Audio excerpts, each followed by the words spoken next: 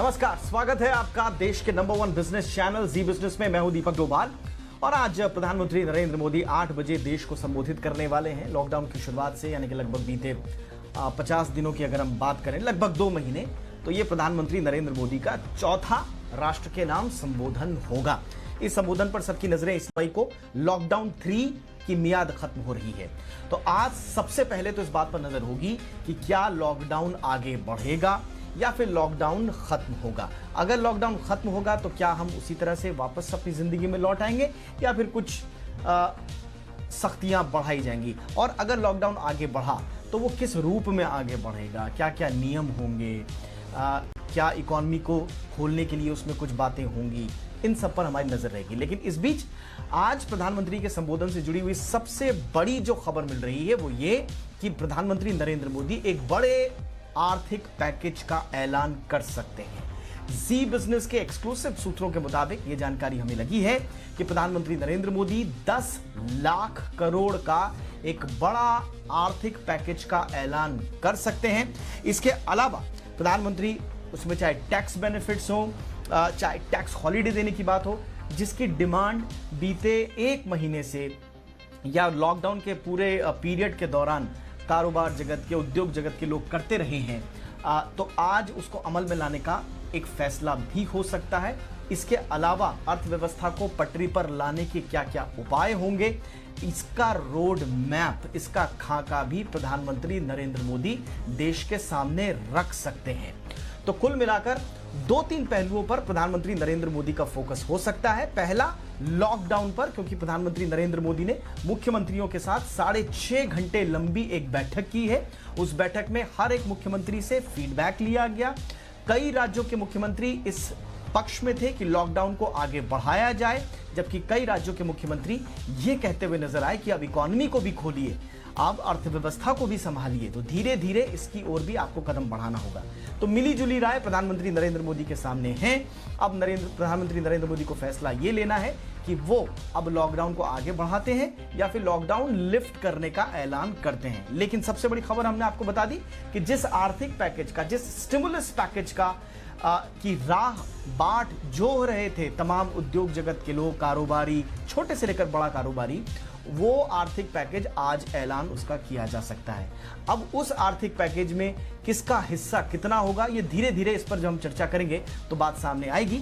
लेकिन चुनौतियां बहुत होंगी प्रधानमंत्री नरेंद्र मोदी के सामने, और आज इन्हीं चुनौतियों पर उनकी बकेट लिस्ट में क्या होना चाहिए, उनकी प्रायोरिटी लिस्ट में क्या होना चाहिए, और देश अब आगे कोरोना की बीमारी के साथ कैसे आगे बढ़ना चाहिए, इस पर बातचीत करने के लिए मेरे साथ 3 खास मेहमान मौजूद हैं। फटाफट से आज के मेहमानों का आपसे परिचय करा दें। हमारे साथ हैं डॉक्टर राजन शर्मा, जो कि प्रेसिडेंट हैं इंडियन मेडिकल एसोसिएशन के। Doctor Rajan, thank you so much वक्त निकालने के लिए, शुक्रिया हमारे साथ जुड़ने के लिए, आपका स्वागत है। हमारे साथ हैं पीके जैन साहब, पूर्व एडिशनल डीजीपी हैं महाराष्ट्र पुलिस के। सर, बहुत बहुत स्वागत है आपका। प्रशासनिक मामलों में आपका एक लंबा अनुभव।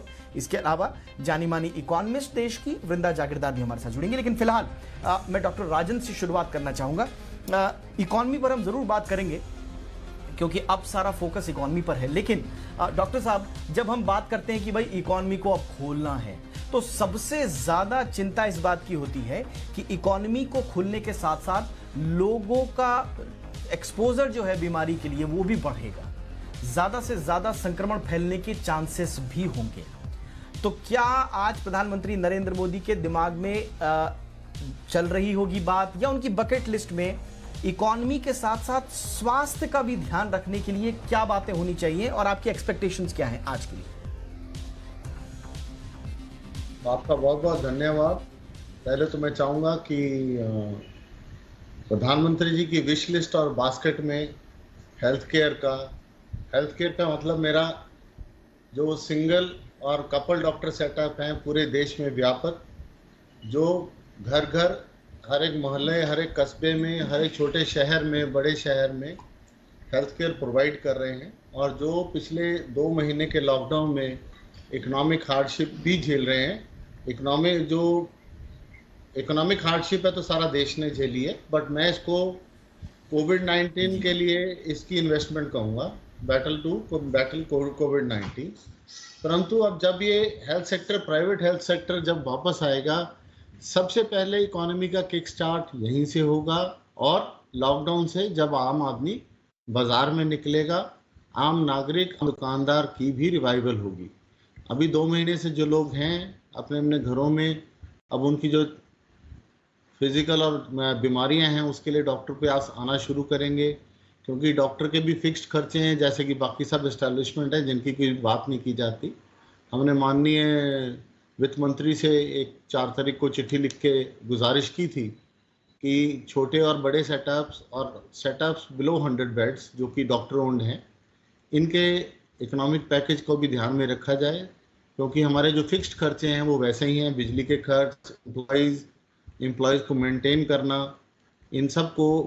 एक कोई एम्प्लॉय अगर मेरे पास है, मेरा असिस्टेंट है, उसको मैंने इतने साल से ट्रेन किया है, उसको मेंटेन करके हमने जो किया है उसके लिए हम एक पैकेज चाहेंगे, जो मुझे उम्मीद है कि प्रधानमंत्री जी आज इसको काफ़ी हद तक एड्रेस करेंगे।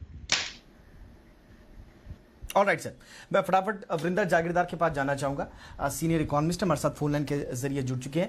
वरिंदर जी, बार बार ये कहा जा रहा है कि भाई देश की इकोनॉमी सिर्फ क्वार्टर पे या उससे भी नीचे 25% से भी नीचे पे काम कर रही है, और ये अभूतपूर्व चुनौती इंडियन इकोनॉमी के सामने है। जीडीपी के आंकड़े, अनुमान हम सबके सामने, अलग अलग स्टडीज हैं जो सब चिंताजनक स्थिति में बता रहे हैं, और ये स्वाभाविक है भी, इतना बड़ा संकट कभी आया नहीं।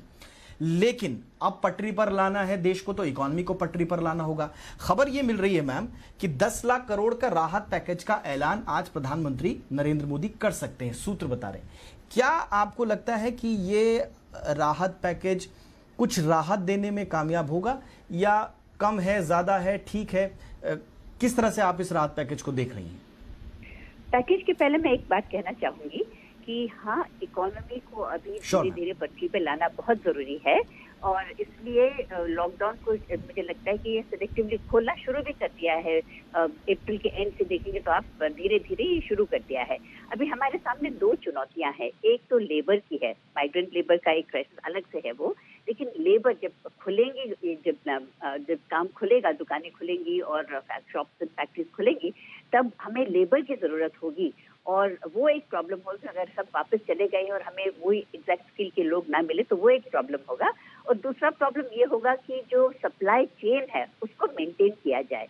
तो इन दोनों के लिए ये बहुत जरूरी है कि इंटर स्टेट मूवमेंट को अलाउ किया जाए। तो यानी फिर लॉकडाउन खोलना ही सिलेक्टिवली खोलना ही पड़ेगा। लेकिन साथ साथ अभी देखिए डब्ल्यूएचओ ने भी आज अनाउंस किया है कि खोल सकते हैं, लेकिन उसके साथ उन्होंने कोई 5-6 शर्तें रखी हैं। ये कि आप सबको टेस्ट कर सकें, आप लोगों को ये बीमारी को कंटेन कर सकें, आप लोगों को समझा सकें, आप सोशल डिस्टेंसिंग और वो सब फॉलो करते रहें। तो इस कंडीशन पे उन्होंने डब्ल्यूएचओ ने कहा है कि आप खोल सकते हो। अगर ये कंडीशंस हम ना फॉलो करें और हम पूरी तरह से खोल दें, तब फिर तो ये सारा जो हमने 2 महीने से काम किया है वो सारा एकदम उस पर पानी फिर जाएगा। सो अभी जो प्रॉब्लम्स है इसको देखने के लिए प्रधानमंत्री के पैकेज की बहुत एक्सपेक्टेशंस हैं। जैसे आपने कहा, हाँ, हमें एक बड़ा पैकेज चाहिए, और बड़ा पैकेज छोटे आदमी के लिए चाहिए, जो एमएसएमईज हैं, जो सेल्फ एम्प्लॉयड हैं, जो छोटे दुकानदार हैं, उनके लिए ये प्रॉब्लम, ये उनके हाथ में पैसा जाना चाहिए। Agriculture for example.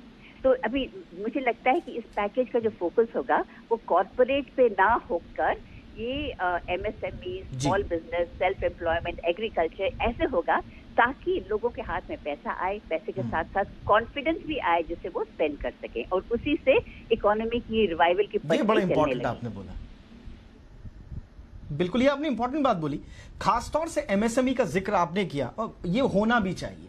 29% जीडीपी में योगदान है एमएसएमई सेक्टर का, करोड़ों रोजगार इससे जुड़े हुए हैं। और अगर हमारे इस पैकेज में एमएसएमई सेक्टर में और जो ग्राउंड लेवल पे जो छोटे कारोबारी हैं उनके हिस्से में अगर ज्यादा पैसा आता है, पैकेज का बड़ा हिस्सा जाता है, तो राहत ज्यादा मिलेगी। इस पर वृंदा जी भी सहमत हो रही हैं, आगे भी इस पर चर्चा करेंगे। लेकिन फिलहाल पीके जैन साहब के पास चलते हैं। जैन साहब, एक बड़ी चुनौती जो है वो प्रशासन को लेकर, लॉ इन्फोर्समेंट को लेकर आने वाली हमारे सामने, जैसे जैसे हम लॉकडाउन खोलने की ओर आगे बढ़ रहे हैं। आज प्रधानमंत्री नरेंद्र मोदी या तो संकेत देंगे या ऐलान करेंगे, लेकिन ये सब धीरे धीरे अब मान के चल रहा है पूरा देश की अब हम लॉकडाउन खुलने की दिशा में आगे बढ़ेंगे। चाहे वो कम ज्यादा हो वो अलग बात है, लेकिन इसके लिए क्या हम जो प्रशासनिक मशीनरी है वो तैयार है? क्या हमारे पास मैन पावर है वो तैयार है? हम देख रहे हैं महाराष्ट्र में पुलिसकर्मी जो पूरे लॉकडाउन का पालन करा रहे हैं, 1100 से ज़्यादा पुलिसकर्मी महाराष्ट्र में जो है वो कोरोना से संक्रमित हो गए। तो चुनौती दोनों तरफ है, आपको लॉ एनफोर्समेंट में लगे हुए लोगों की जान भी बचाना है, दूसरी तरफ आपको ये भी सुनिश्चित करना है कि लॉकडाउन और दूसरी सख्तियां अच्छे से पालन हों। तो कैसे निपटेंगे सर इस चुनौती से हम मैन पावर के मोर्चे पर? देखिए, मैन पावर तो जो पुलिस के पास में है वो लिमिटेड है ही। तकरीबन पूरे महाराष्ट्र स्टेट में 2 लाख के करीब अधिकारी और जवान हैं। उनमें से बहुत सारी संख्या जो है वो ऑलरेडी बंदोबस्त पे लगी हुई है, और जितने भी इसेंशियल ड्यूटीज़ हैं इधर उधर से काट के सब मैन पावर जो है वो इसी काम के लिए, specially law and order maintain करने के लिए और लॉकडाउन को एनफोर्स करने के लिए लगाई जा चुकी है। अब उसमें धीरे धीरे लोग अफेक्ट भी हो रहे हैं, जो कि एक स्वाभाविक बात है, क्योंकि जब इतने बड़े पैमाने पे अधिकारी और कर्मचारी सड़क पर रहेंगे, अपनी ड्यूटी निभाएंगे, तो वो कहीं ना कहीं संक्रमित लोगों के संपर्क में आते हैं, चाहे वो भीड़ में हो, चाहे वो हॉस्पिटल्स में हो, चाहे वो दूसरी कहीं भीड़ भाड़ की जगह पे हो। जैसे पीछे अभी दुकानें खोलने का, शराब की दुकानें खोलने का निर्णय लिया गया, वहाँ पे भी पुलिस कर्मचारियों की क्राउड कंट्रोल के लिए ज़रूरत पड़ती है। तो इसलिए पुलिस तो सबके सामने है ही, लेकिन सबसे बड़ा प्रशासनिक चैलेंज है कि हमारे यहाँ से जो लेबर का पलायन हुआ है या हो रहा है उसको रोकना। अभी तक जैसा भी वृंदा जी ने बताया कि ये एक बहुत बड़ा चैलेंज है इकोनॉमी के सामने, कि इस छोटे सेक्टर को, जिसके साथ में जीडीपी अगर कहीं कम है भी, तो लेकिन उसके साथ में बहुत सारे लोग जुड़े, करोड़ों लोग इस सेक्टर के साथ में जुड़े हुए हैं। तो जब तक इस सेक्टर को रिवाइव नहीं किया जाएगा, लोगों के हाथ में स्पेंडिंग पावर नहीं जाएगी, तब तक ये मल्टीप्लायर इफेक्ट आएगा नहीं। छोटा आदमी जो है उसको 100 रुपये मिलते हैं तो वो 100 के 100 रुपये खर्च करता है। बड़े आदमी के पास में 100 रुपये जाते हैं तो वो 10 रुपये 20 रुपये खर्च करता है। ये तो एक बात इकोनॉमी की बात हो गई। बिल्कुल सही। लेकिन प्रशासन के सामने चैलेंज है कि जो कंटेनमेंट जोन है उनको कंटेन करके रखना, रेड जोन को कंटेन करके रखना। अब धीरे धीरे बाकी के एरियाज में जो है वो सहूलियत दिए जाएंगे, खोले जाएंगे, तो वहाँ पे थोड़ी छूट मिलेगी। लेकिन उन बाकी लोगों को देख के जो कंटेनमेंट जोन के लोग हैं या जो रेड जोन के लोग हैं वो थोड़े से आतुर होने शुरू हो जाएंगे। तो ये एक बहुत बड़ा चैलेंज पुलिस के सामने खासतौर पे आने वाला है, और प्रशासन के सामने ये चैलेंज है खासतौर पे बीएमसी के सामने, कि वो लोगों का टेस्टिंग करवाएं और जो उनकी जो मेडिकल फैसिलिटीज़ हैं उनको अपग्रेड करें, अपने लोगों को सुरक्षित रखें, उनके लिए जो पीपीई किट चाहिए, जो सुविधाएं चाहिए वो उनको मुहैया करवाएं। और सबसे बड़ी बात एक इसमें मैं ये कहना चाहूँगा ज़रूर कि जो हमारा जो पब्लिक डिस्ट्रीब्यूशन सिस्टम है वो बिल्कुल अप टू डेट होना चाहिए। अभी भी बहुत सारी जगह पे जो है अन्न धान्य की कमी महसूस की जा रही है, प्रॉपर डिस्ट्रीब्यूशन नहीं हो रहा या लोगों तक नहीं पहुँच रहा। तो ये जो थोड़ी चीज़ें हैं इनको स्ट्रीमलाइन करना बहुत ज़रूरी है, ताकि प्रशासन अगर अपना काम ठीक से करे तो लोगों को काफ़ी सहूलियत मिलेगी। प्रधानमंत्री नरेंद्र मोदी 8 बजे देश को संबोधित करने वाले हैं। सूत्रों के हवाले से आज उनके संबोधन में क्या कुछ खास रह सकता है ये तो हमने आपको बताया, जिसमें हमने आपको बताया कि 10 लाख करोड़ का एक बड़ा आर्थिक पैकेज हो सकता है। लेकिन इसके अलावा उनकी प्रायोरिटीज़ क्या होनी चाहिए, उनकी बकेट में क्या क्या बातें होनी चाहिए, इस पर हम अलग अलग मेहमानों से बातचीत कर रहे हैं। मेरे साथ डॉक्टर राजन शर्मा, प्रेसिडेंट आईए में बने हुए हैं। डॉक्टर राजन, जैसा ये सभी मानते हैं कि भाई इकोनॉमी के बाद आपको टेस्ट बढ़ाने पड़ेंगे, क्योंकि टेस्ट बढ़ाने की ज़रूरत आपको ज़्यादा पड़ेगी। जैसा आपने भी इस बात को माना, स्वीकार किया कि इकोनॉमी खुलेगी तो जाहिर सी बात है कि संक्रमण फैलने के चांसेस भी बनेंगे और चुनौतियां भी बढ़ेंगी। अभी अगर हम देखें तो लगभग 17 लाख के आसपास हम टेस्ट कर रहे हैं, जो कि एक बड़ा आंकड़ा हमें मिल रहा है। लेकिन ये पर्याप्त अभी नहीं है दुनिया के देशों की अगर हम तुलना करें, और अब लॉकडाउन अगर खुलता है तो ये बढ़ जाएंगे। क्या हमारे पास इंफ्रास्ट्रक्चर है, इतनी किट्स हैं, पीपी किट्स हैं, मेडिकल इंफ्रास्ट्रक्चर है कि हम आगे टेस्ट बढ़ा पाएं? पहली बात तो मैं आपको बताना चाहूंगा, एट द मोमेंट हम 1 लाख टेस्ट रोज कर रहे हैं।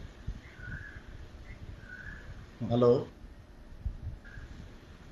जी सर। जी सर, 1 लाख टेस्ट रोज कर रहे हैं। तो जो अब तक की जनसंख्या हमारे पास है उसके लिए हमें कम से कम 37 साल लगेंगे।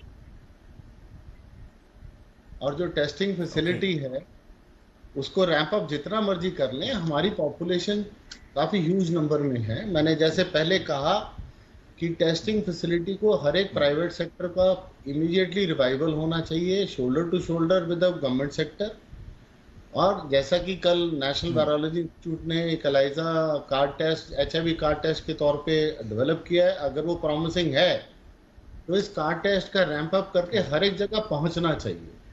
और टेस्टिंग पहली बात तो ये समझें सारे कि कोविड पॉजिटिव होना डेथ नहीं है। कोविड पॉजिटिव होना हमारे लिए जानना इस करके जरूरी है कि स्प्रेडर ना हो। स्प्रेडर से ज़्यादा ज़रूरी है आप मास्क डालिए, पर्सनल हाइजीन का और आसपास की हाइजीन का ध्यान रखिए और अपनी रेस्पिरेटरी हाइजीन का ध्यान रखिए। इससे कोरोना काफ़ी हद तक हम काबू पा सकते हैं। 12 साल पहले स्वाइन फ्लू आया था, वो वायरस ज़्यादा डेडली थी, हम उस पर काबू कर पाए। अगर मैं आपके चैनल के माध्यम से कहना चाहूँगा कि आप सिर्फ एहतियात बरतें, पैनिक ना करें। कोई सिम्टम्स हों अपने नज़दीक के डॉक्टर क्लिनिक के पास जाएं और डॉक्टरों की सुविधा एक गाइडलाइन, सेट ऑफ गाइडलाइंस अगर सारे health care professionals across the country के लिए इमीडिएटली इशू हो, ताकि ये संशय जो प्राइवेट का है वो दूर हो और हम अपने काम पे वापस लौट सकें। मैं फिर कहूँगा कि माननीय प्रधानमंत्री अगर कोई पैकेज लाएं तो बहुत बढ़िया। ठीक है सर, अब जाहिर सी बात है इस पैकेज में एक बड़ा हिस्सा मेडिकल उपकरणों के लिए, स्वास्थ्य सेवाओं के लिए होना भी चाहिए। उम्मीद भी की जानी चाहिए कि इस दिशा में आज प्रधानमंत्री नरेंद्र मोदी कुछ महत्वपूर्ण ऐलान करें। वृंदा जी के पास चलता हूं फटाफट से। वृंदा जी, जैसा मैं बात कर रहा था, हमारे सहयोगी अनुराग शाह ने जो रिपोर्ट भेजी है, भाई मैन्युफैक्चरिंग यूनिट्स के हाल ये है कि अभी से उन्होंने जो कैलकुलेशन किया है वो 20 से 30% काम करने पर मजबूर है, क्योंकि कई जगह मैन्युफैक्चरिंग यूनिट्स खुल रही हैं, ऑलरेडी खुल चुकी हैं, वहां पर मैन पावर शॉर्टेज है एक बहुत बड़ा। खास तौर से जो 50 करोड़ तक का सालाना टर्नओवर वाली जो कंपनी है, जिसका जिक्र आपने भी किया कि जो छोटे कारोबारी हैं या मिड लेवल के जो कर्मचारी हैं, एमएसएमई सेक्टर है, वहां पर सबसे बड़ी चुनौती ये लेबर की आने वाली है। सरकार का एक प्लान ये भी है कि भाई अब गांव के आसपास जो है विकेंद्रीकृत करके उद्योगों को गांव के आसपास प्लांट्स वगैरह, फैक्ट्रीज वगैरह लगाए जाएं, ताकि लोगों को जहां पर हैं वहीं पर काम मिल सके। लेकिन इसमें एक लंबा टाइम लगेगा। इमीडिएटली क्या करना चाहिए सरकार को कि ये क्राइसिस भी ना रहे, रोजगार भी रहे, इकोनॉमी भी चलती रहे? एक तो पहली बात, जो लॉकडाउन है उसको स्टेजेस में ही करना है। तो हम पूरी तरह से, जब मैन्युफैक्चरिंग शुरू भी हो जाए तो हम पूरी तरह से फुल स्टाफ को बुला के फिर से प्रोडक्शन स्टार्ट नहीं कर सकते हैं, क्योंकि वेरी वेरी क्लियरली हमको 25-30% स्टाफ के साथ ही शुरू करना होगा। एक तो सोशल डिस्टेंस की बात है, फिर सबके लिए अलग अलग से lunch, for example lunch time में 1 घंटा कर देते हैं, लेकिन टेबल पे एक ही आदमी एक टेबल पे एक ही आदमी बैठ सकता है। तो इसीलिए लंच टाइम तो है वो थोड़ा प्रोलॉन्ग हो जाएगा, तो 3 घंटे का हो जाएगा lunch time. And so and सबके लिए देखिए बस से लाना है, उनको छोड़ना है, और बस में भी ज्यादा लोग नहीं बैठ सकते। तो ये सब प्रॉब्लम्स देखते हुए अब right now full opening, full strength की पॉसिबिलिटी भी नहीं है और जरूरत भी नहीं है। तो अभी थोड़ा ही हम खोलें मैन्युफैक्चरिंग में, हम धीरे धीरे ही खोलें और थोड़े कम स्टाफ से ही हम धीरे काम शुरू करें। और यानी कि अभी हमें थोड़ा सा इस मोर्चे पर अभी थोड़ा और कॉम्प्रोमाइज, सैक्रिफाइस आप कहें, उसके लिए तैयार रहना पड़ेगा। लेकिन फिर मैम वो जो पहिया जाम है, फिर वो आगे कैसे बढ़ेगा? फिर ये तो अगर हम इसी तरह से लॉकडाउन के बाद भी, अगर खोलने के बाद भी अगर हम थोड़े से अपने लचीला नहीं बनाया अर्थव्यवस्था को, मैन पावर को लेकर, तो फिर हम तो उसी स्थिति में बने रहेंगे।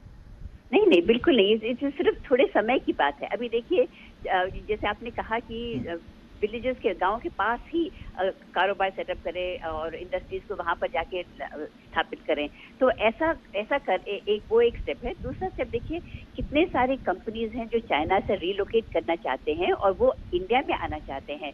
जापान से, फॉर एग्जांपल, जापान तो अपनी पूरी फैक्ट्रीज बंद कर रहा है चाइना में। तो ये जो कंपनीज जब आएंगे तो इनके लिए भी हम थोड़ी तैयारी करें और इनके लिए भी साथ साथ फिर मैन पावर का भी यूटिलाइजेशन होगा। तो मैं आपकी बात से सहमत हूँ कि इसमें थोड़ा समय लगेगा, पर ऐसा नहीं है कि हमारे पास दूसरा चारा भी है। ठीक है जैन साहब, आपके सजेशंस, हमने प्रशासनिक स्तर पर क्या क्या चुनौतियां, इस पर आपने बहुत अच्छे से विस्तार से बातचीत की।